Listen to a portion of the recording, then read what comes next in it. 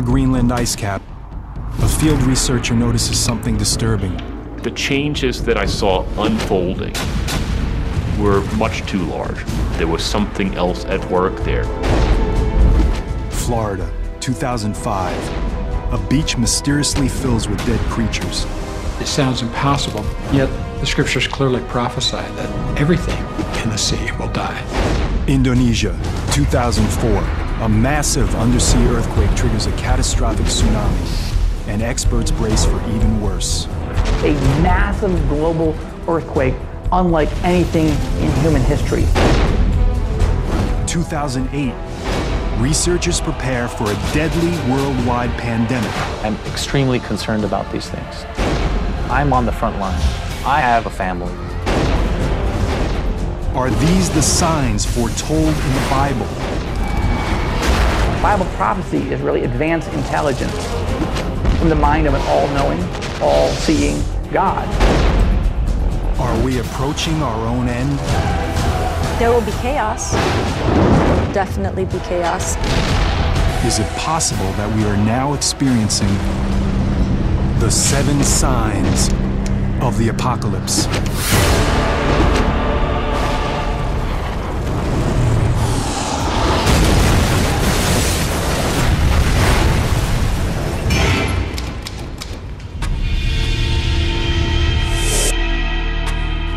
Throughout history, every civilization has considered its own end. In fact, the term apocalypse translates into a veil lifted, disclosing something hidden from mankind. The key to decoding the prophecy lies here, in the book of Revelation, the last book of the New Testament. Revelation was written by a prophet named John of Patmos in about 100 AD. Of all the books in the Bible, it is the most mysterious and controversial. The book of Revelation is meant to paint a picture of the total devastation of the earth in preparation for the day of judgment, God's master plan for the end of the world. And the book of Revelation describes this master plan as being written on a scroll that's sealed with 7 seals. As each seal on the scroll is broken, there is a new disaster. A new sign that the end of the world is near.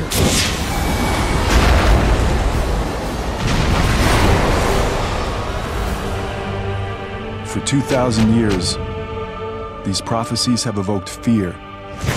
Since Christ's death and resurrection, there have been all these false messiahs who've said that the end has come. However, every person knows, whether they're an atheist or a Scientologist or a Hindu or a Christian or a Catholic or a Jew, every person knows that we are on the verge of apocalypse. Could the biblical prophecy of the 7 signs, written nearly 2,000 years ago, now be coming true? Astonishingly, modern science seems to confirm these unfolding signs. Scientists agree that the world will end. And scientists agree that many of the features of the end of the world may resemble phenomenon, catastrophes that are described in Revelation. What they disagree about is whether this is the will of God, as prophesied in Revelation, or whether it's just an accident of the natural world. To those who believe in the book of Revelation, the warning signs that mark the beginning of the prophecy are clear. The 4 horsemen of the apocalypse. Biblical scholars have decoded their symbolism. A rider on a white horse, on a red horse, on a black horse, and on an ashen horse, all bringing horrible things. If the prophecy has begun, then the terrors these 4 horsemen bring have already arrived. The 4th horseman, the pale horse, symbolizes plague. And when he had opened the 4th seal, I beheld a pale horse, and his name that sat on him was Death. The 4th horseman of the apocalypse is a scary prophecy. The pale horse represents global plague. He's the horseman of death. Huge percentages of the population will die. Even in our modern era, we've seen unimaginable human suffering. Every year, over 1 million people die from malaria alone. The threat of global pandemics strikes fear even among scientific specialists. I'm extremely concerned. Number one, I'm on the front line. I have a family. I have children who are basically being set up for these illnesses. It's always too late after the fact, and we need to put more work and efforts into trying to find vaccines, trying to find preventative measures for these illnesses before they happen. As we'll see, plagues are only the beginning. The third horseman adds another dimension of human destruction, the Black Horse.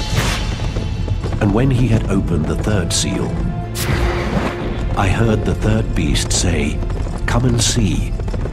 And I beheld a black horse, and he that sat on him had a pair of balances in his hand. The black horse represents death and famine. Increasing use of crops to make biofuels in recent years has helped trigger shocking food shortages. Some fear it's just the beginning. There's not enough food for the world, and people begin dying in massive numbers.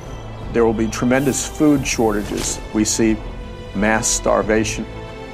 A top disaster response expert provides insight into this global human tragedy. There will be chaos.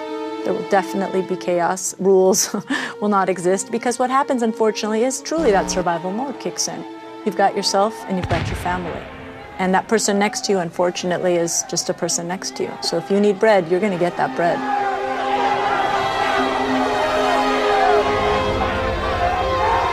The second horseman brings even greater catastrophe. And there went out a horse from him that was red. And power was given to him that they should kill one another.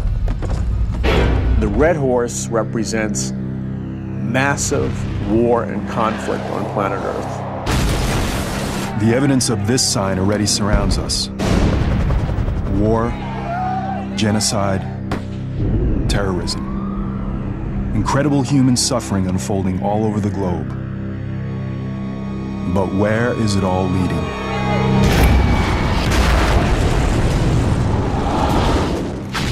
Both secular and religious experts agree that the possibility for human annihilation is real. Jerry Jenkins, co-author of the Left Behind novels, explains his beliefs. It seems like with the natural disasters getting worse and worse, and wars and rumors of wars and nations rising against nation happening more frequently and more globally, it seems like we're heading towards something, and it seems like we're heading towards something cataclysmic. The evidence for the fourth, third, and second horsemen already surrounds us. But of all the horsemen, the first evokes the most terror. And I beheld a white horse, and he that sat on him had a bow, and he went forth conquering and to conquer. Next to Satan, the first horseman is the most evil figure in the Bible, the Antichrist. There are several historical misconceptions about this horrific figure. People naturally assume the Antichrist. They think of horror movies in 666 and some guy with flaming eyes who looks demon-possessed. He's not going to be screaming in stadiums with a swastika. People are not going to be saying Sig Heil. He'll come preaching peace. It'll be a time similar to today where we have all kinds of war and discord. This will be a person who will be so persuasive and such a lover of peace that people will be drawn to him and say, let's let him lead us instead of all these politicians. The book of Revelation foretells that the Antichrist ultimately turns to the dark side. He will play a central role in the final sign, the climactic war that ends the world, Armageddon. The key to unlocking the rest of the prophecy is the number 7. The author of Revelation, like all of the first Christians, was actually born and raised and educated as a Jew. What is the sacred number of the Hebrew Bible. It is the number 7, which is the number of days it takes God to make the world. Later, there was a famine that was coming that would last for 7 years. But first, God would give the nation of Egypt 7 years of bounty. All throughout the Bible, you see this theme reoccurring again and again. And where it comes to full completion is in the book of Revelation. You have a series of successive judgments growing in intensity. You have 7 seals, and then you have 7 trumpets, and you have 7 bowls. And they flow in a continuing order, but there's a crescendo. It's a crescendo that has only begun. The next sign is a global annihilation sent from heaven itself.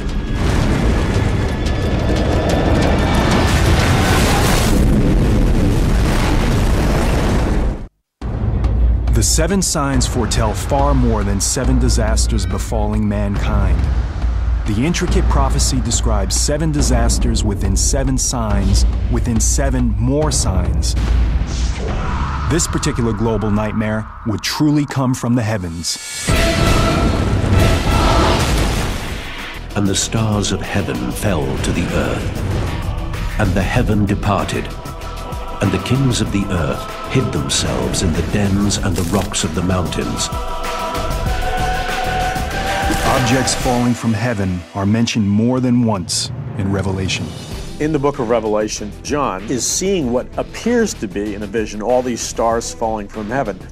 It could very well be the massive meteor shower or massive meteor impact or massive asteroid impact on planet Earth.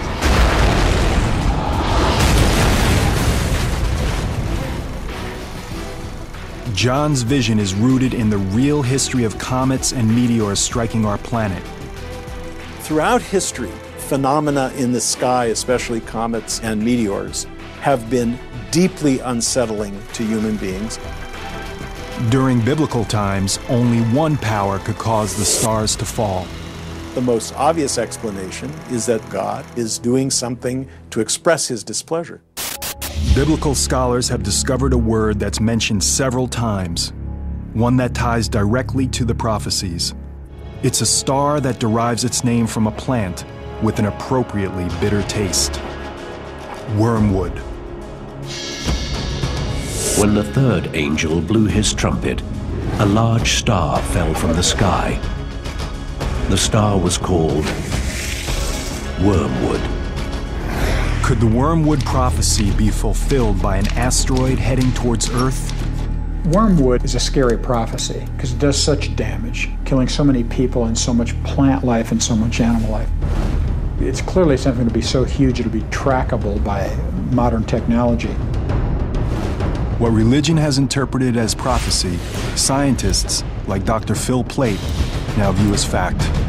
Far and away the biggest danger from the sky would be an asteroid impact. Because if we wait long enough, it will happen. A big rock is going to hit the Earth. 100% guaranteed, rock solid, bet on it. There are meteors out there. They do hit the Earth periodically. Meteors large enough to cause serious damage hit every century or so. Can an asteroid hit the Earth and destroy everything? The signs already surround us. A chunk of iron, probably about 50 yards across, slammed into the desert out there about 50,000 years ago. The amount of energy that was released, probably something like 20 megatons, which is 20 million tons of TNT exploding all at the same time. One event defines the extreme. 65 million years ago, scientists believe an asteroid hit the Earth with an unimaginable impact. Our planet got incinerated, cremated. A rock about 6 miles across, now mind you that's bigger than Mount Everest, hit the Yucatan Peninsula in the Gulf of Mexico. The energy from this impact was beyond belief. That much mass with that much velocity is about 100 million megatons of energy. And a megaton is an average size hydrogen bomb. So 100 million hydrogen bombs of energy. The 6-mile wide asteroid caused damage on a biblical scale. All of that energy of motion was converted into heat. It vaporized a huge amount of seawater. It created a tremendous plume of vaporized water and molten rock as it hit the Earth's crust. There were tidal waves, tsunamis, that may have been hundreds of meters high. The Earth shook, equivalent to what they call a magnitude 12 earthquake. It splashed debris around the entire planet, which came back down into the atmosphere and heated up like shooting stars with about 20 million megatons of energy. Within a few hours of impact, fires were raging across every continent. It was literally hell on Earth. Can an asteroid trigger an apocalypse? It may already have, just not for mankind. The evidence is clear. An asteroid collision could happen, so it's not a question of if, but when.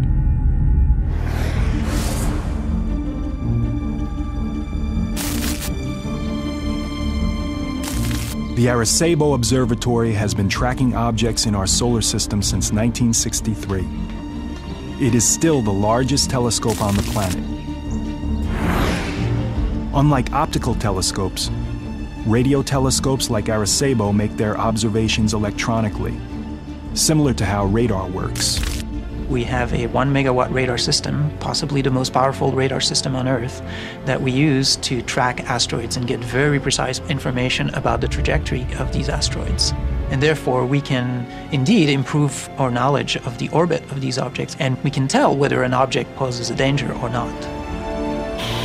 What they're finding is startling to religious and scientific communities alike. The objects that are dangerous to us are the ones that are big enough to do substantial damage. Those are taken to be the ones that are sort of 500 feet across and larger. Of the 500-foot size, there's 10,000 to 20,000, I'd say. And we know where maybe somewhere between 10 and 30% of those are. By a conservative estimate, 7,000 to 14,000 unaccounted asteroids pose a threat to Earth. One as small as 100 yards across can still destroy a city the size of Tokyo.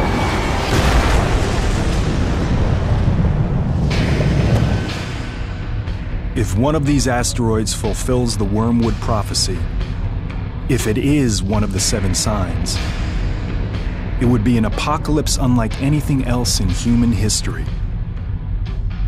So if you have an asteroid that's a couple of 100 yards across, it's the size of an entire football stadium, and it comes in, it'll pass through the Earth's atmosphere and it gets very hot. So if you were standing, say, in New York City and it were going to impact there, you would look up and you would see this huge ball of light going across the sky.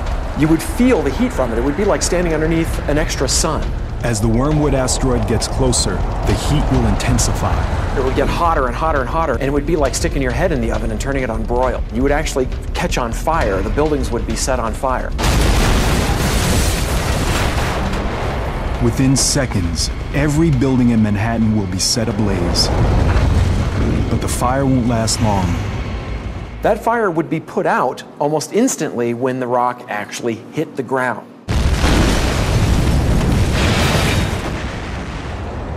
The Wormwood asteroid will gouge out an enormous crater. And there would be a huge shock wave which would just knock down buildings for miles around. The pressure wave, the heat, and all of this together would probably completely destroy Manhattan Island. Wormwood hits with such incredible impact that a third of all marine life is destroyed and coastlines are destroyed. It poisons the sea, it kills people, it kills plants, it kills animals, and so there's tremendous devastation, and it's global. Some of the most devastating human impact may unfold in the days and years after an asteroid hits. A phenomenon that's called impact winter. A lot of the ejecta, the material that's been excavated from the crater, can actually obscure sunlight. And enough sunlight can be obscured that you could actually shut down photosynthesis, and plants would die, and the entire food chain would be disrupted. You're talking about deaths on an unimaginable scale, huge impact to the global economy, tremendous amounts of areas where food won't be able to be grown. And so you're talking about long-term effects, not just the instant effects of the impact, but long-term effects that could go on for years. Death from the heavens can happen, almost as the prophet John describes in the book of Revelation. It is only the beginning of the journey toward the ultimate biblical apocalypse. Believers in the seven signs and scientists both agree a plague that could kill millions may just be a matter of time. The seven signs prophecy describes horrifying disasters. But for those who believe in the end times, God unleashes all his fury, and the worst is on the way. Disease. It's been feared by every civilization since the dawn of man. Even today, humanity is still terrorized by several epidemic diseases. Severe acute respiratory syndrome, or SARS, struck 29 countries. Since 1972, malaria has killed nearly 100 million people, and an avian flu strain could set off a worldwide pandemic at any moment. The common thread? They could all be linked to one of the seven signs. And I looked, and beheld a pale horse, and his name was Death. It's one of the most frightening signs in the entire prophecy. Throughout the book of Revelation, there are numerous analogies of what I believe are plagues. The first and foremost being the pale horse. I believe that the pale horse represents the release of diseases and plagues on planet Earth. I see plague as a certainty. It seems like it's just a matter of time before we suffer again. The forces of hell are being unleashed. You have plagues, you have diseases, you have death of almost every type, to the point that the Bible describes 1/4 of the Earth's population perishing. A quarter of the world. Well over 1 billion deaths. It's a difficult number to comprehend. Is there really anything out there that can cause humanity to suffer on this scale? Once again, scientists provide the hard data. Every 10 years, you're going to get a very bad strain of a virus. Every 100 years, you're going to get a catastrophic pandemic virus. We know this. It's not something that's new. All you have to do is look at your history. History. Our past is a long timeline of plagues and pandemics dating back to the beginnings of recorded time. During the time John of Patmos writes the book of Revelation, around 100 AD, plagues strike in the areas of modern-day Libya, Egypt, and Syria, very near the island of Patmos itself. It's even possible that John has direct knowledge of these outbreaks. But the deadliest plague of them all hits during the Middle Ages, the Black Death. The bubonic plague slashes through Europe in the 1340s, killing between 25 and 50 million people. The disease causes large, painful black swellings called buboes, which give the plague its name.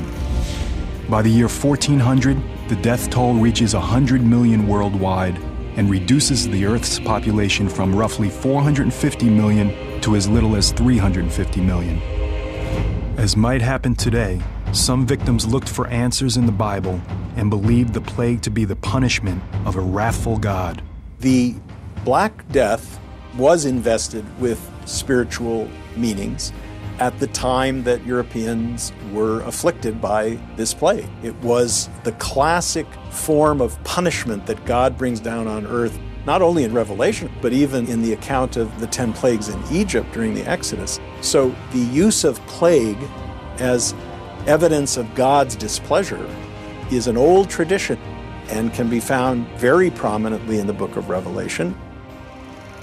As survivors gain immunity, the Black Death recedes. But fear of the killer bug continues for centuries. The worst pandemic in modern times begins in 1918, just as the most destructive war in human history is ending. Doctors call it the Spanish flu. It's a deadly influenza that sweeps the world and kills an estimated 20 to 100 million people, making the Spanish flu more than twice as deadly as World War I. It's not really known where it actually started, but what we now think happened is that an avian bird flu virus mutated where it could be transmitted from person to person and just spread throughout the world very rapidly. An avian virus. If it sounds familiar, it should. Today, scientists are worried about another avian flu strand, a virus called H5. And this time, the danger is even greater. If that virus mutates and now can actually infect humans and be transmitted from human to human, that's a grand disaster. We're talking 50, 100, 150 million people can die from this. Just like during the 1918 pandemic, a mutated H5 flu will be easily communicable between humans.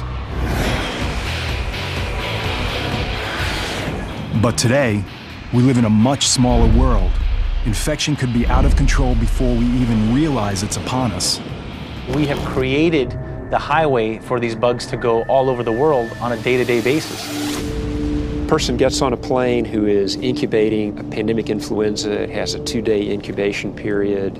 They arrive somewhere else in the world that doesn't suspect that a pandemic has started, and transmission could be going on for a while before it's detected. And this could be happening in multiple areas of the world. Just the amount of people coming through LAX, how quickly can one person infect everybody else on that plane, and then all of us around them walk through the gates of LAX, and everybody who comes into contact with us is then exposed. Then I go home and my family and my daily life. Once that happens, we have no immunity. We have nothing. The symptoms of H5 start off innocuously enough that an infected person might not have any idea of the danger. The first symptoms of a pandemic virus would probably be similar to regular influenza: fever, cough, muscle aches. You'd have maybe a runny nose, some teary eyes, a sore throat. But the symptoms progress rapidly. Your muscles hurt, your throat is sore, you start coughing, next thing you know you have trouble breathing. There would be rapid progression, shortness of breath, cardiac arrest, renal failure. It's about 4 days from when symptoms develop to when you get in a hospital, and it's about 9 days to when you die. But as dire as these predictions appear, avian flu may not even be our greatest danger. The most threatening plague may have more sinister origins. The pale horse, I believe, represents death, but I believe it represents a specific kind of death, and I believe it represents the death that would come from biological warfare, either through an act of terrorism, through a security breach, through military conflict. A vial cracks, a truck crashes, it goes into the food supply. Numerous biologically designed plagues are released on planet Earth. There's no remedy for them. They spread like wildfire. Millions of people are going to die. What if we had something that couldn't be contained? It would take 1, 2, 3 hosts to infect an entire population easily. Easily. As an expert on weapons of mass destruction, John Barton understands the threat today's bioengineered viruses pose. With the way bioengineering is adapting right now, I think that is our largest threat. Biological weapons systems are only limited by their delivery measure. It's pretty easy to actually do a bioterrorist attack. Most of these are invisible, they're odorless, they're tasteless, and we don't even know how to respond to bioterrorism. We usually don't have antivirals or treatment ready to go because a lot of times we don't even know what it is. It takes a while until we figure out what it is that we're actually working with, the agent. Let's say you have a terrorist cell. You have an engineered virus. It just has to get airborne. A biological released into the air on another human being in a high-density populated area like Los Angeles or New York, you're going to infect everybody. I mean, you're going to achieve your end. With the amount of travel that Americans do, with the amount of border crossing that the Europeans do, we can easily perpetuate a strain globally within weeks. For doctors, it will be like getting hit with the tsunami of the sick and dying. Around the world, hospitals will be ground zero. We don't have the resources currently, or the facilities currently, to handle what might be the influx of sick patients into hospitals, ERs, communities. Every ER is full. Every hospital bed is full. Every nurse is maxed to their limits. Every doctor, ER physician is maxed to their limits. If that's the case, how are you going to take 10 more patients, 20 more patients, 50 more patients? We're not. It's not going to happen. There's no way the system can withstand that. Even worse, the virus could quickly split into several subtypes, each resistant to different drugs. Viruses mutate a lot quicker than bacteria. It just takes that one virus to actually mutate and form that right combination that nobody would survive. If a virus is mutating so much and is bouncing from host to host to host and creating different strains within each host, it becomes almost incompatible. So no matter how big our military is, no matter how much we try to contain, no matter how much we try to shut down our airports to keep this spread from happening, it is very unlikely that we could. Apocalyptic extremes emerge. Quarantine, mass panic, and finally, the breakdown of society. If the illness or mutation is severe enough, the number of casualty will be too much to handle. We wouldn't know where to put the bodies. There would be bodies not being collected, power outages, medical services being overwhelmed. When we're talking about the right mutation, the number of dead would be so great that we would have dead people on the streets.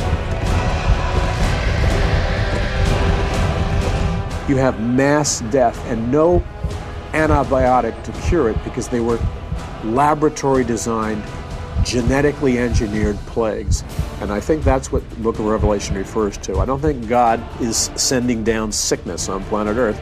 I think it's more of a matter of He's saying, okay, you wanted to design diseases, I'll let you do that. But then you're going to have to deal with the consequences. Biblical prophecy of a worldwide plague that would kill half the population is on a whole different scale again. And if it comes from heaven or if it's allowed by God, it's going to be horrible. And both science and religion agree, it may only be a matter of time.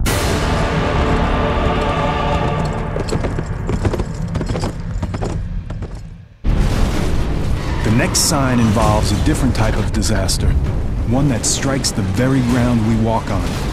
A massive global earthquake, unlike anything seen in human history.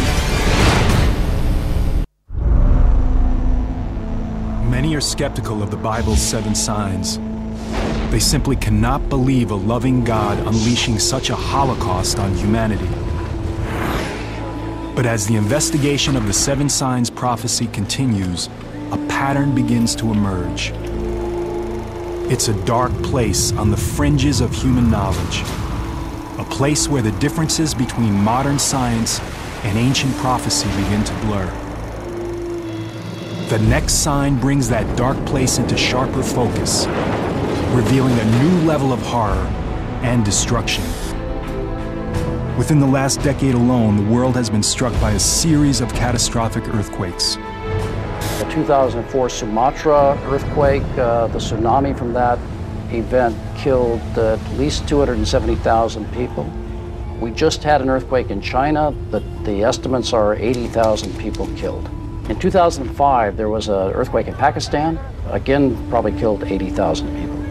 Hundreds of thousands of victims suffer. Women, children, the young and old. Are these terrible disasters linked to ancient biblical prophecy? For believers in the 7 signs, the evidence is clear. And I beheld, when he had opened the 6th seal, there was a great earthquake. Some believe the worst is yet to come. This is unlike anything we've ever seen in human history. This is a massive global earthquake that will terrify people to the core of their being. Imagine killer earthquakes striking all over the world at the same time. Even scientists are terrified by the possibilities. We're planning for ourselves here in the US, but if you think about some of the other places like Bangladesh, in Dhaka, an earthquake there, oh my goodness, the numbers will be staggering. For many devout Christians, it's a glimpse into the destruction foretold by the 7 signs. One more evidence that God is trying to literally shake the human race awake to their need for Him. Earthquakes play a central role in the prophecy. one that goes beyond breaking the sixth seal.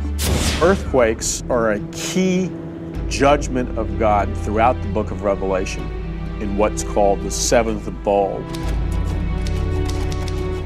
It talks about an earthquake occurring that is so great that the world has never seen it before.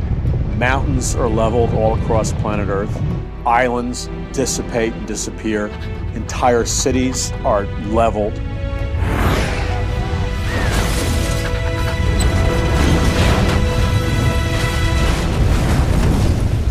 For believers, a quake this gigantic and destructive would have to be an act of God. The judgments in the book of Revelation, that many of them will be intensification of natural phenomena that we see today. I'm not sure you can take a look at the natural world today and say, well, that's what it is and that's what it's going to be. It is literally a supernatural event. Earthquakes have a long history that predates the Bible. One of the leading scientists on the subject is Thomas Jordan, director of the Southern California Earthquake Center. Earthquakes are among the largest killers of human beings in terms of natural disasters. We know of at least 21 earthquakes that have killed more than 50,000 people in recorded history. Earthquakes strike along fault lines, places where the gigantic plates that make up the Earth's crust collide. With each plate weighing trillions of tons, the amount of energy unleashed by a major quake is enormous. In fact, the island of Patmos, where the book of Revelation was written, lies in an area that's noted for its violent seismic activity. It's even probable that John of Patmos himself experienced the terror of earthquakes firsthand. The same is true for his earliest readers, the Christians living in the eastern part of the Roman Empire. To them, the symbolism of earthquakes was clear. They were the judgment of a wrathful God. We know when you get to the very end of the bowl judgments with the great earthquake, that there's great fear and an understanding that they're facing the wrath of God. God is unhappy. Today, experts are trying to gain a more scientific insight into these calamities. In California, geologists drilled deep to place sensitive instruments directly into one of the world's most dangerous earthquake faults, the San Andreas. At this point, the earthquake science community is faced with a situation in which we don't really have the ability to predict earthquakes. This is the first time anyone has drilled into an active plate fault.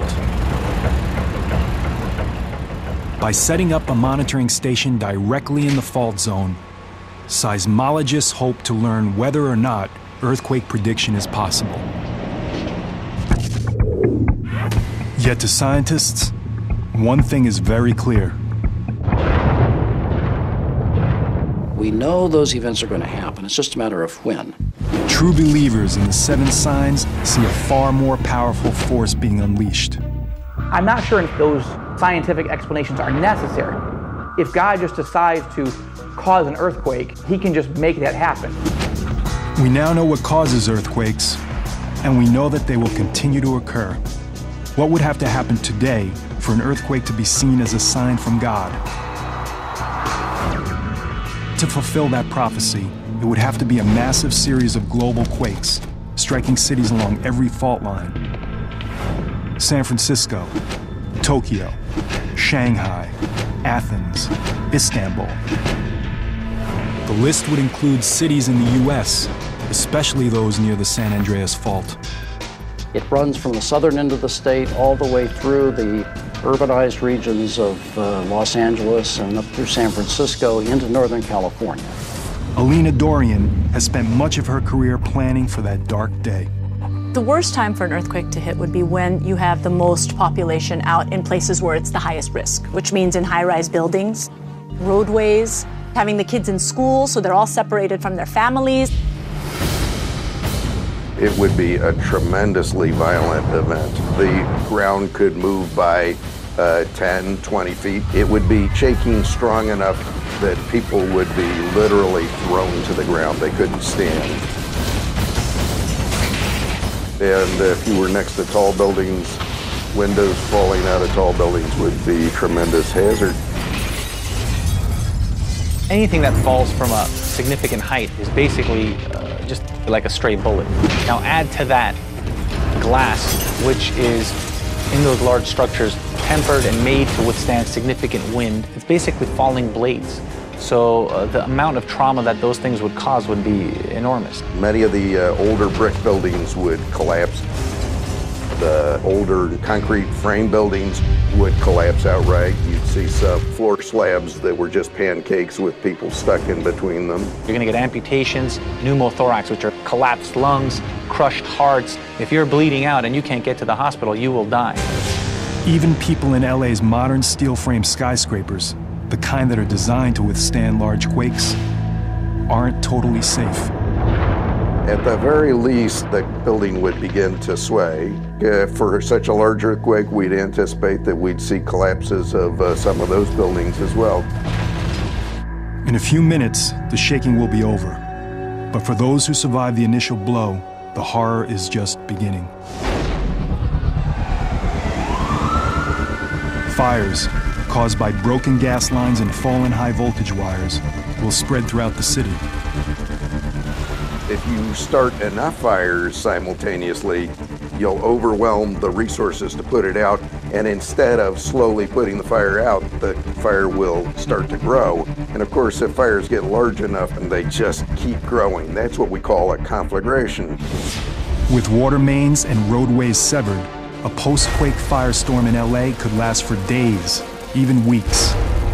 Thousands of people trapped in collapsed buildings or too badly injured to move will be incinerated. Eventually, even a fire this size will burn itself out, but the community will continue to suffer.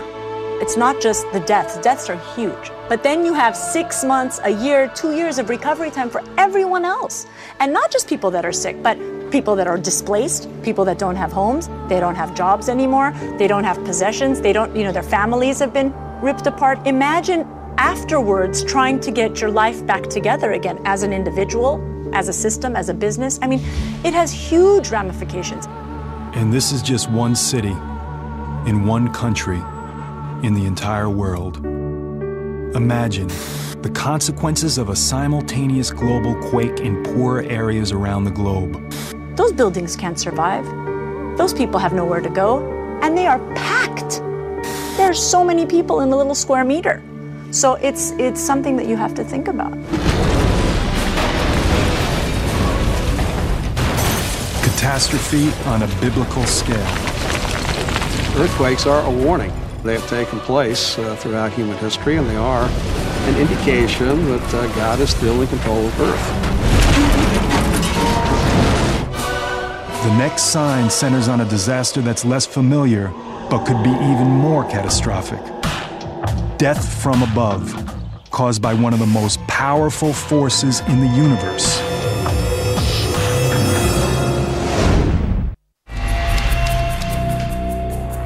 The investigation into the truth behind the 7 signs prophecy has already uncovered a massive amount of evidence.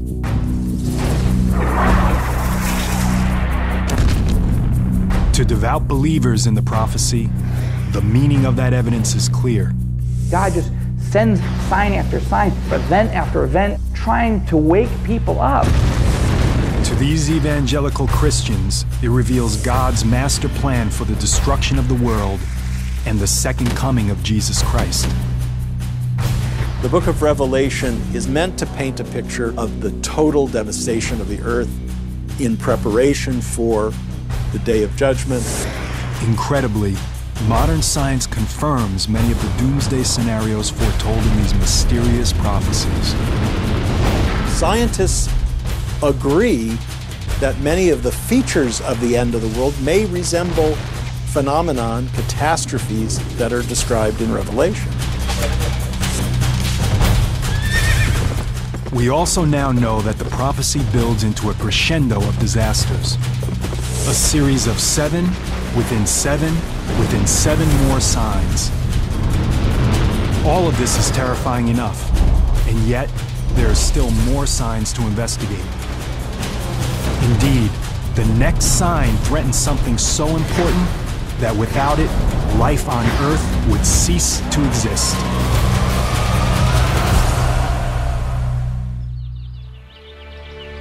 Our sun rises each day, bringing light, warmth, and life. Our world relies on the sun's rays for its very existence.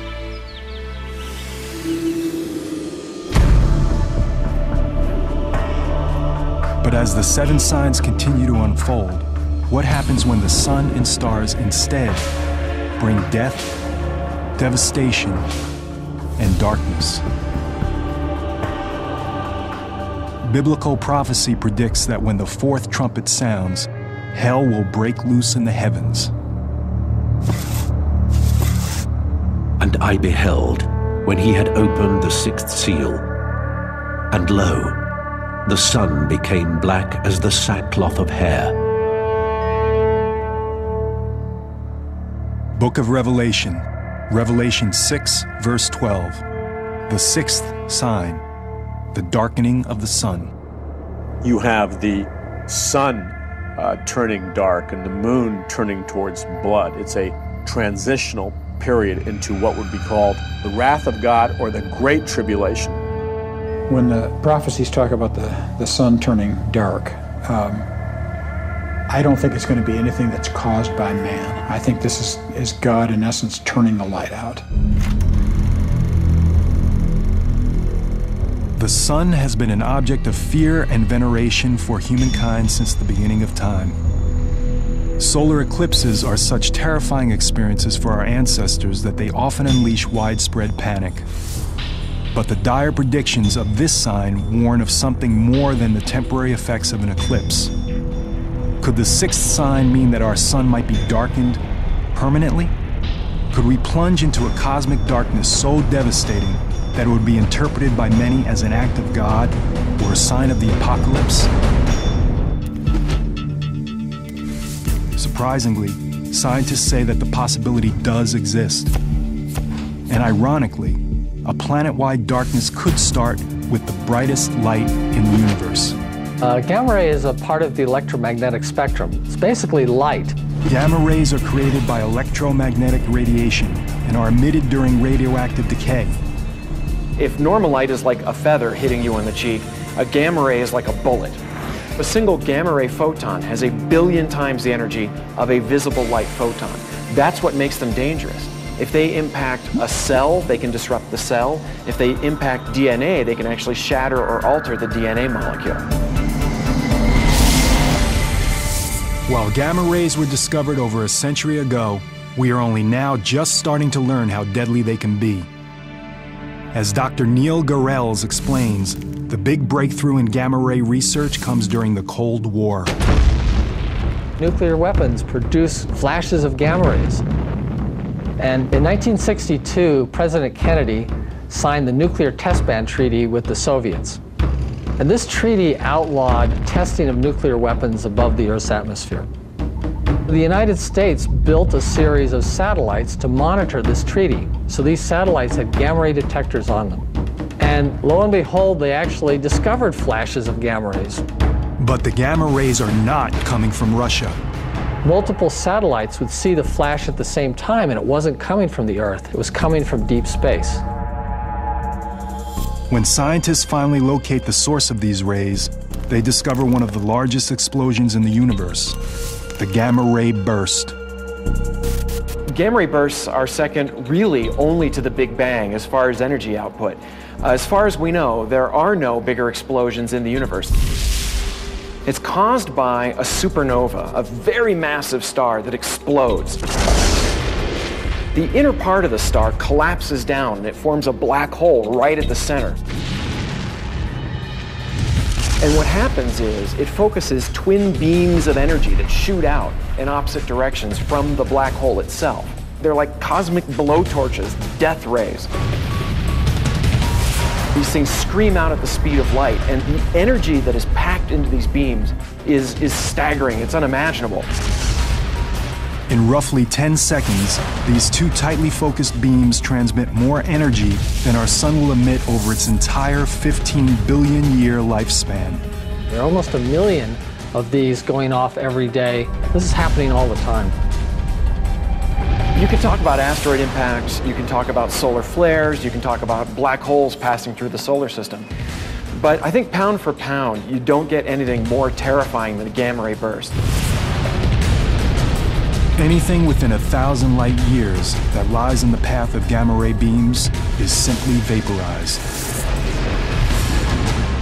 Fortunately, there are no stars close enough to vaporize our planet. But the radiation from a gamma ray burst even several thousand light years away can still devastate the Earth. In fact, there's evidence that our planet may have already been hit. Several 100 million years ago, back when the trilobites were the kings of the Earth, these little crab-like guys that were swimming around in the ocean, it's possible that a gamma ray burst actually went off close enough to the Earth to wipe out these trilobites and a lot of life on the Earth. This was one of the biggest mass extinctions. It was even bigger than the one that wiped out the dinosaurs. A nearby gamma ray burst will clearly pose a danger to life on our planet. But according to prophecy, the sun and moon will be darkened. How can this blinding flash of light send our world into darkness? The answer lies 8,000 light years away. The star is called WR104. It's a funny name, but that's what we call it. And it's close enough to hurt us, and it may be aimed at us. It's reaching the end of its lifetime, and it could, any year, blow up. So what will happen if this distant star explodes? You would have literally no warning, because gamma rays themselves are light. And so they're traveling at the speed of light, and since nothing can travel faster, as soon as they hit the Earth, that's it, that's our warning. So basically we would see it and that would be it. Even though it's 8,000 light years away, WR104 could trigger a devastating change in our skies. Strangely enough, it's this massive blast of light that could plunge us into the darkness foretold by the 7 signs. A gamma ray burst alters the Earth's atmospheric chemistry. It can create a layer of what is essentially smog, a thick reddish-brown, dark layer of smog that would block sunlight, and that would actually lower the Earth's temperature. It could cause an ice age. Photosynthesis will be interrupted. Plants across the globe will die. It's also possible the sudden change will wipe out the critical bottom layer of the food chain.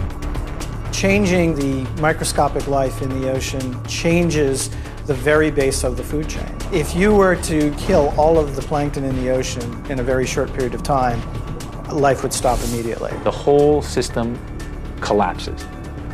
It's a big chain. Everything is linked to each other. The whole thing's going to fall apart.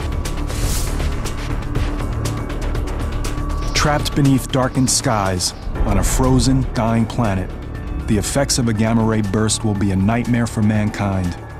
One foretold by the Bible centuries ago, a prophecy that for some will signal the end times. At the end of time, things will be out of order. Things will be turned on their heads. The sun, which is a source of light, turns to black, and the meaning assigned to this upheaval is the imminent working of God's will to bring the world to a final end. I don't think God needs to use anything specifically scientific to make it happen, but he could. I mean, if it's a gamma ray that causes this, he'll use whatever he has at his disposal to make it work. In the vastness of space, there's no way to know if this sign will happen. Everything in the universe is a matter of probabilities and chance. If your star and your planet happens to be near another massive star that's blowing up, that's it. But the threat is out there. And at 8,000 light years away, WR104 may have already exploded, and its deadly gamma rays could already be heading our way.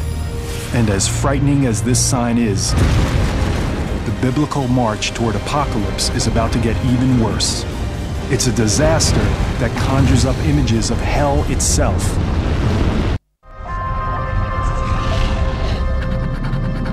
Scientists at Yellowstone take measurements.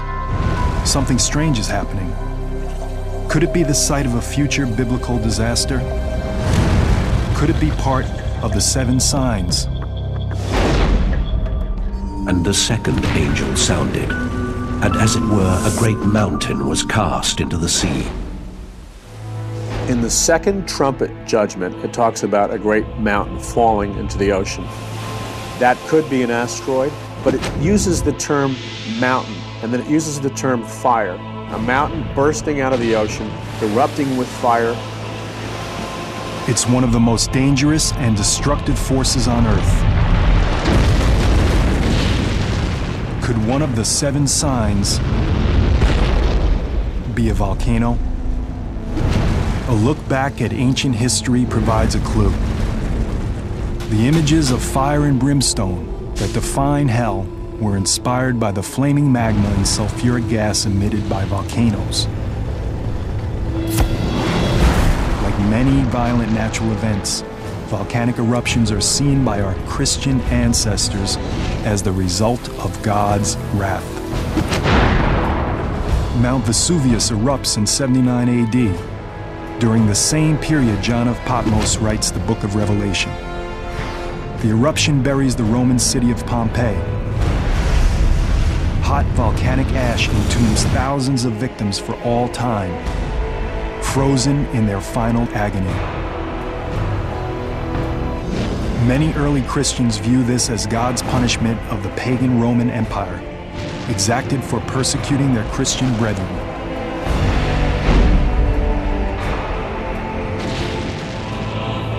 A volcanic eruption is an indication that God is in control of the earth, that He is the one who controls these natural phenomena.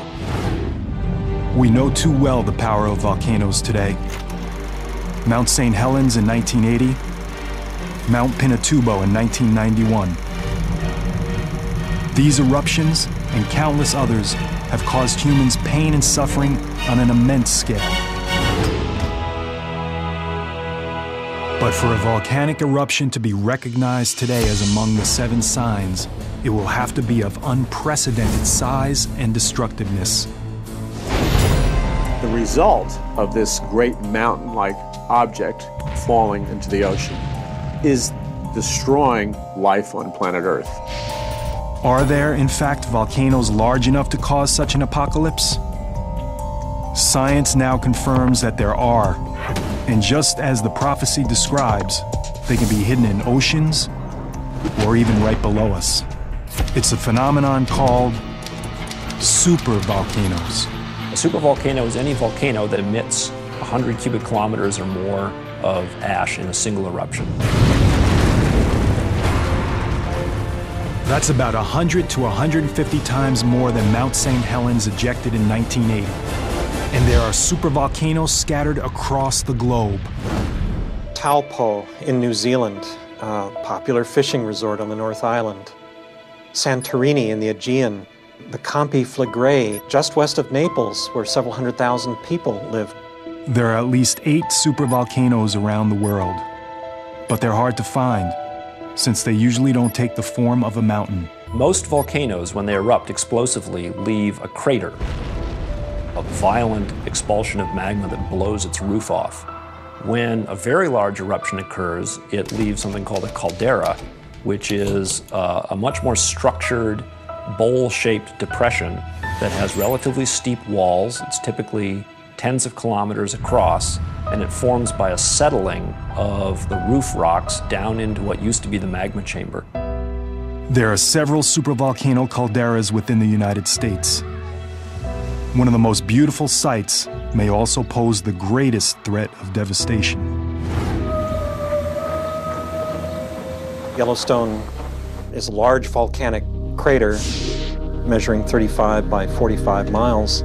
It's just shocking to imagine a single eruption that would evacuate so much magma and create a valley where there was nothing. But that's exactly what happened at Yellowstone. More than once. Yellowstone has had 3 very big eruptions that were hundreds of cubic kilometers or more. The most recent of them happened 640,000 years ago. We know that Yellowstone has erupted in the past. We know it could erupt again in the future. The question is when. Yellowstone Plateau is rising at a rate of about 0.6 of an inch, a little bit more than ½ an inch a year. This is a product of molten rock beneath that plateau. We just don't have enough data to say what the probability is of this culminating in a big eruption. The data scientists do have indicates that an eruption of the Yellowstone supervolcano isn't likely, at least not for a few thousand years. But scientific data doesn't sway true believers in the 7 signs prophecy. When it comes to science and the scripture, I have never seen anything, when you really examine it, that science can disprove the scripture. However, believers examining the prophecy and scientists investigating the data do agree on one thing. If a supervolcano does erupt, our prospects will be bleak. The first thing that would happen would be a series of minor eruptions. They don't erupt simultaneously around the entire circumference of the caldera. Instead, they punch a single hole through the edge of the caldera, and then they unzip the caldera rim by migrating that eruption center around its circumference. Once this happens, the entire floor of the Yellowstone caldera will collapse. That will blast a gigantic column of scalding volcanic gas and ash up to 20 kilometers high into the atmosphere. That cloud collapses in places and produces a ground-hugging mass of hot ash that runs perhaps several hundred miles down river valleys.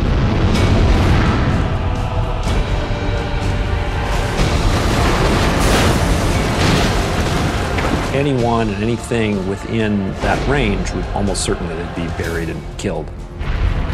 As we've learned from many previous eruptions, the victims suffer a terrible death. What kills people is the ingestion of hot gases that cook you from the inside. The ash that remains airborne is carried westward by the prevailing winds. 11 western states, including a substantial part of California, become blanketed in ash. You're looking at a destruction of the grain belt in the Midwest, upon which a substantial part of the world's population living at margin depends. And with that, then, a realignment of the geopolitical balance of power. Long-term damage could be even worse. Small volcanic particles and gases continue to circulate in the stratosphere, causing sunlight to reflect away from Earth. Volcanic winter sets in, very much like the impact winter caused by a large asteroid impact.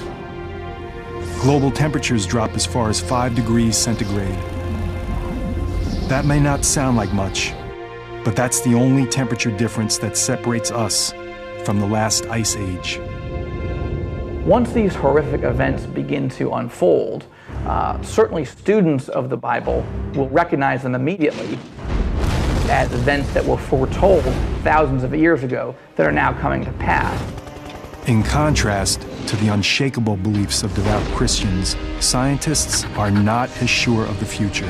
Supervolcanic eruptions could take place at several dozen localities around the world. The best that we can do is, if we notice evidence that a major eruption is impending, to clear out the surrounding area and prepare for the possible consequences. Not very reassuring. One more mystery explored, but still more questions to answer. The next sign is even more mysterious than volcanoes, but every bit as powerful. It's a phenomenon that turns the very waters we depend on as red as human blood. Most scientists believe life began in the ocean.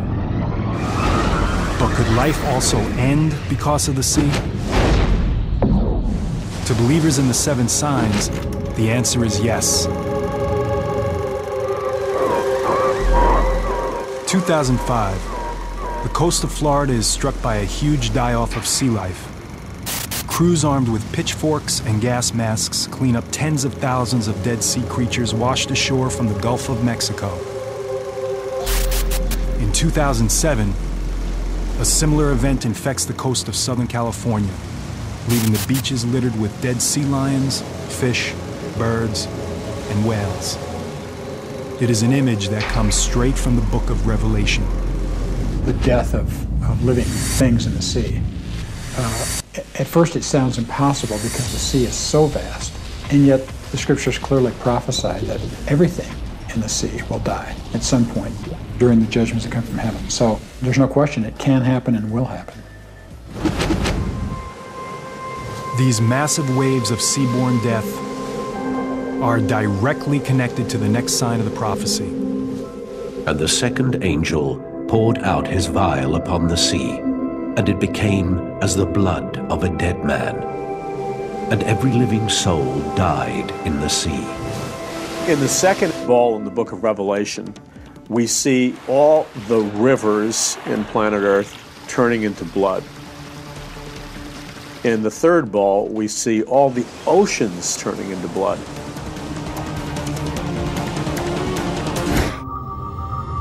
A wrathful God transforming the waters into blood is a recurring event in the Bible. But what does it mean? God turns the water to blood, and it causes the fish to die, and it means you can't drink it and sustain life with water. So the idea that blood, which is supposed to be confined in the veins of living creatures, is now in oceans and rivers, is a symbol of the dislocation, the upheaval, the catastrophe that God is willing to bring on the world when he is displeased. And it happened in Egypt, according to the Hebrew Bible. It will happen at the end of days, according to the book of Revelation. Throughout biblical times, blood has a very powerful symbolic meaning. Blood has always been, from the beginning of the Judeo-Christian tradition, has been a symbol of great sanctity. It becomes just as important in the book of Revelation. Even the ancients, who had no knowledge of human anatomy, understood that what flows through our bodies and keeps us alive is blood. So that symbol of blood is a symbol of life, and in a more exalted sense, eternal life. Blood can also be a powerful symbol of death. For centuries, water turning into blood is seen symbolically, but now science offers a different perspective. Can there be scientific truth to water turning blood red? For reasons that remain mysterious for centuries, the oceans and places along the world's coastlines sometimes turn a blood-like shade of red. When this happens, beaches become littered with dead sea life. Everything from minnows to whales perish and are washed ashore. Today, we call these phenomena red tides. Red tides are explained by a leading marine ecologist at the University of Southern California, Dave Hutchins. Red tide is a common name for a group of single-celled algae that live in coastal water and produce toxins. They produce large blooms that can be really damaging. Some of the organisms that make these blooms actually have a reddish coloration, and when there's enough of them, they can make the water turn literally red, like blood. In fact, the book of Revelation is written on a small island in the Aegean Sea.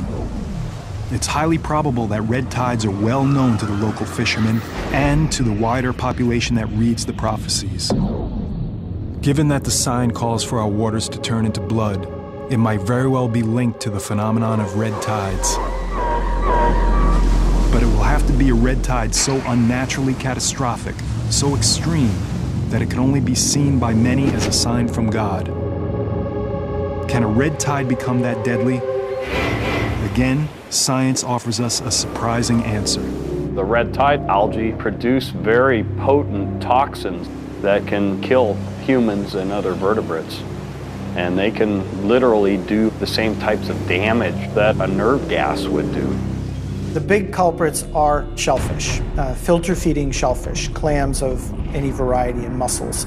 These are organisms that basically sit there and they pump water through a very, very fine mesh, and they collect algae in their stomachs. Most of the poisonings that come from algal toxins have the name shellfish poisoning in them. So there's amnesic shellfish poisoning, which causes loss of short-term memory. There's paralytic shellfish poisoning, which causes paralysis. There is neurologic shellfish poisoning, which has respiratory effects. A lot of these things get into our food web by virtue of the fact that we eat some organisms from the ocean that are filter feeders. A red tide could escalate, and the threat could spread from the food we eat to the air we breathe. Some types of red tide release the toxins to the water, and they can actually get aerosolized out of the water and into the air where people can breathe them. That would be like our oceans emitting clouds of lethal nerve gas. The impact on people living near the sea would be devastating.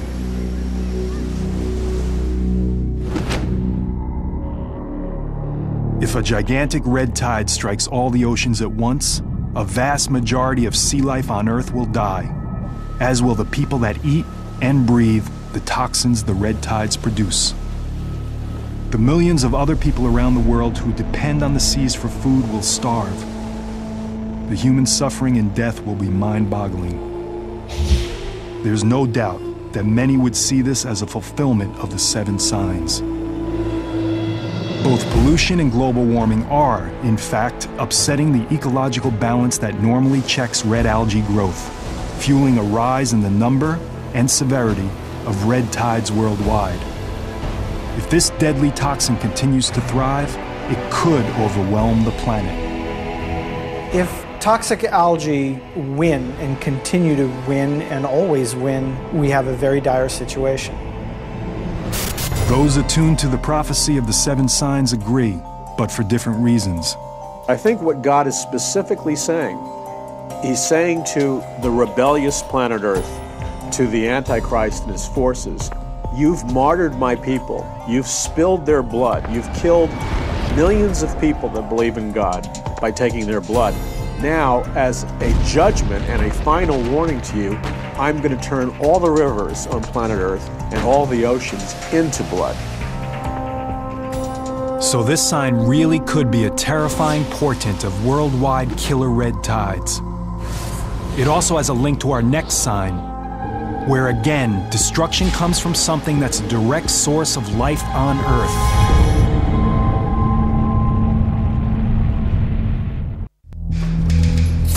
Monstrous earthquakes, devastating plague, dying oceans colored red.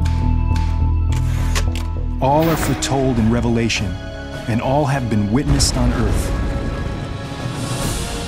These calamities have yet to bring about the end of the world, but are they signposts, warnings that far worse is to come? Evidence seems to be mounting that another sign is unfolding. 1997. The Canadian Arctic, 100 miles from the nearest city. A field researcher begins to notice something alarming. The changes that I saw unfolding in the Arctic were much too large, much too persistent to be explained away as just natural variations in climate. There was something else at work there. This is real, and it's now. Giant ice sheets the size of Rhode Island cleave off Antarctica. Hurricanes rage with unimaginable intensity in the Atlantic. Cyclones bring death to hundreds of thousands in Asia. Droughts decimate gigantic regions of the world, and species are driven to extinction at rates never seen before. Could all these calamities be connected to one sign? Revelation tells us the 7 seals bring forth 7 trumpets, and the blaring of the 7th trumpet summons 7 bowls. And with the 4th bowl, an angel poured his vial upon the sun, and men were scorched with great heat.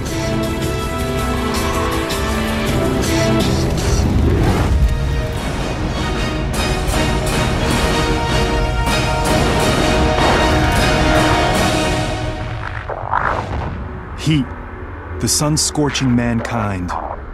One of the most alarming signs of the prophecy.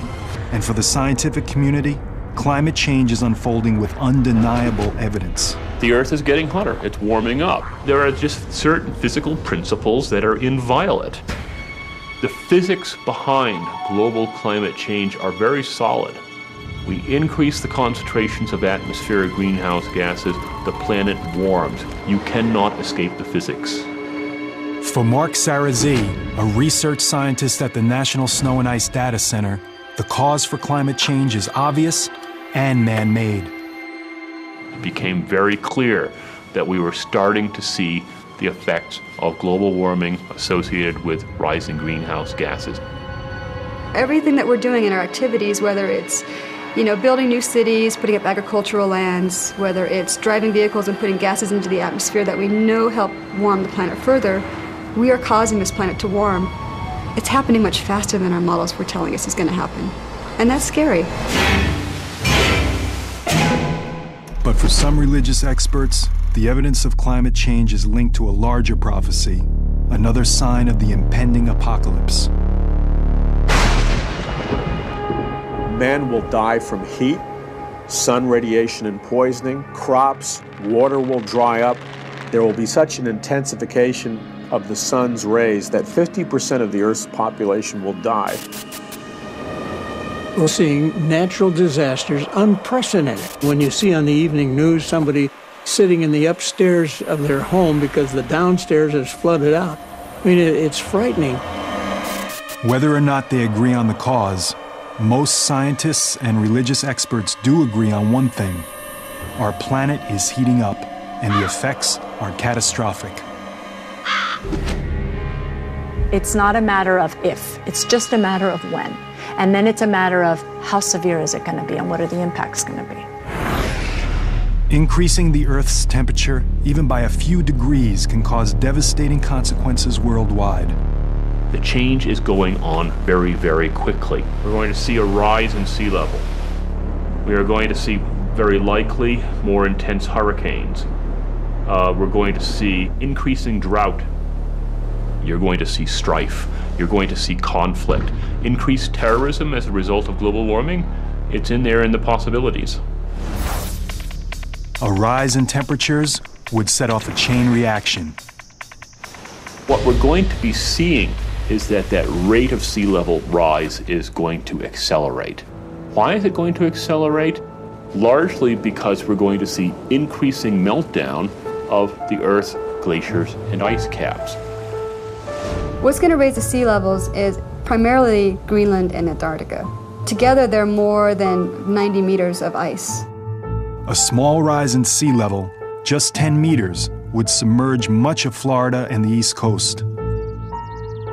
It would displace 25% of the entire population of the United States. You might want to consider not living in a low-lying coastal area if you're intending to hold on to your land for a while, because that land might be gone. Some scientists postulate an even more extreme rise in sea levels, up to 90 meters. That would create a truly biblical catastrophe. London, Venice, Amsterdam, Berlin, even Paris would be underwater.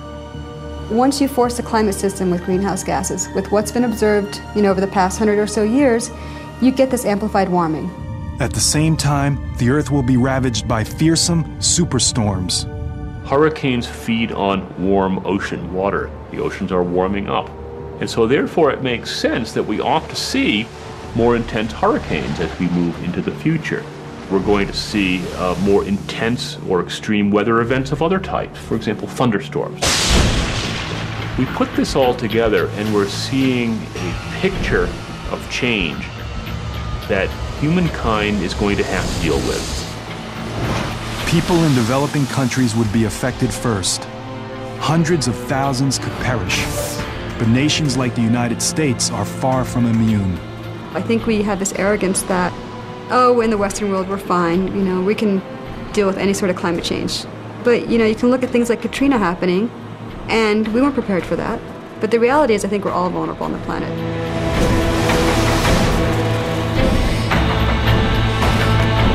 Whether or not we're ready for global warming is a matter of conjecture.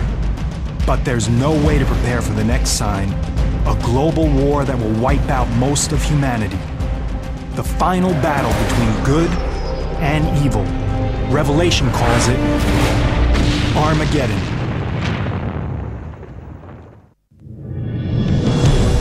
final mystery of the seven signs is extremely complex. The book of Revelation is full of dreamlike symbolic imagery and hidden clues. Bible prophecy is really advanced intelligence from the mind of an all-knowing, all-seeing God. Just like intelligence at the CIA, where you have a little piece of information from one source and a little piece from another, and you have to put it together and connect the dots. Bible prophecy is this way also. Another factor adding to the complexity of the seven signs is that there are more than 7 disasters contained within the seven signs. We've got 3 sets of 7 judgments. 7 seems to be the perfect number. It's referred to the number that relates to God, as opposed to the Antichrist, whose number is 666. There is more than one interpretation of the prophecy, which is why others have abused it to mislead followers to their own deaths. Even some religious scholars are unsure about the exact interpretation of the seven signs. Whether these things are literal or somewhat symbolic, I think we'll just have to wait and see. We've had plagues, we've had famines previously in human history, so whether these are the exact things that God is bringing about in this age to prepare for this generation, having these judgments, that is just something that we can't speculate on. But one thing that is clear is the climactic judgment in the book of Revelation. The final sign, Armageddon. And I saw the beast, and the kings of the earth, and their armies gathered together to make war against him, and against his army. According to Revelation, the first horseman of the apocalypse reappears, the Antichrist. He has come to confront Jesus himself. It is the final battle between God and Satan. Good versus evil. This war is just horrific in its magnitude. All the nations of the earth will converge at that moment. Armageddon refers to a specific location. In the nation of Israel, there is a mountain called Har Megiddo, which means the mountain of Megiddo. And there have been 21 battles for control of that spot. Nations and empires have fought time and time again. The prophecy of Armageddon has left its mark on history. Some of those battles are fought by crusaders from the 11th through the 13th century. Many of these Christian warriors believe they are, in fact, fulfilling the violent prophecy of the seven signs. The Crusades were literally seen as a working out of the prophecies of Revelation, because they were armies under the cross of Christ, moving into the Holy Land, the site of the Battle of Armageddon, and doing battle with infidel armies who they saw as diabolical. To this day, the Armageddon prophecy continues to exert a powerful hold on people's imaginations. Some of the more knowledgeable believers in the prophecy think we could be on the verge of Armageddon today. We live in a brutal, chaotic world, so much so that with weapons of mass destruction available and rogue individuals and nations and terrorists and so on, people are afraid that maybe this could be the end. To believers, the looming threat of nuclear war has always been tied to the concept of Armageddon. Looking at the nuclear arms buildup, the missing Russian suitcase nukes out of the former Soviet Union, the cataclysmic plagues of biological warfare being stored and manufactured in laboratories, I don't think there's ever been a time in the history of mankind where we have had the technology to literally decimate our world in a matter of weeks or months. As other weapons of mass destruction have emerged, even secular experts evoke images that echo the prophecy. There could be nuclear exchange. At which point, to protect our own interests, do we get involved with that or not? And if so, at what capacity? Do we launch strike packages to neutralize nuclear threat? Or do we just say, let's just have at it? If the final prophecy culminates in nuclear Armageddon, the end will be similar to those caused by a large asteroid impact or a huge supervolcano eruption. The devastation of war will be followed by a nuclear winter, a shroud-like cloud of radioactive debris that will envelop the globe in darkness. We would now lower our global climate temperature by at least 10 degrees. As it got perpetually worse, we're screwed. And then the prevailing precipitation that would fall in the form of snow would be completely radioactive. In this frozen hell, we would meet our final apocalypse. But apocalypse doesn't mean our demise. It means something to be revealed. The journey through the 7 signs only appears to be an unending litany of death and destruction. Starting with the 4 horsemen of the apocalypse, progressing to a mounting crescendo of horrific disasters, culminating with a final battle that could destroy everything on the planet.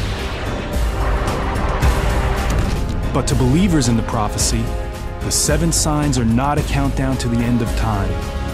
The signs signal a new beginning, a startling and symbolic wake-up call. The purpose is to grab a rebellious mankind's attention in an effort to bring mankind back to himself. And this is where the mystery of the 7 signs is finally revealed. For amidst the devastation of the last sign, there is an unexpected end to Armageddon. And I saw an angel come down from the heaven, and he laid hold on Satan, and bound him, and cast him into the bottomless pit. Armageddon ends. Satan is defeated. Good triumphs over evil. And a period of peace and happiness begins on earth that will last 1,000 years. The bottom line is this: God's not some angry tyrant slinging down lightning bolts. God is love, and apocalypse is the unveiling of everlasting love. That's what it's all about. It's not about torture, and it's not about disease. It's about the love of God and bringing in a brand new world. Yes, the prophecy is meant to terrify a rebellious mankind. But it ends on a note of hope. That deep human need for hope is one of the main reasons why the 7 signs are still relevant today. The book of Revelation has never been read with more earnest, true belief than it is today. There's a certain irony there because we live in an age of science, of very advanced knowledge about the here and now, and yet even with all that advanced knowledge, there are people who say all that really matters is your religious beliefs, and those will be the final test of whether you live forever in paradise or burn forever in the lake of fire. Are the 7 signs unfolding now? Despite all the evidence, it's still impossible to tell for sure. But there's one thing that can be said. The prophecy is every bit as powerful now as it was the very day it was written.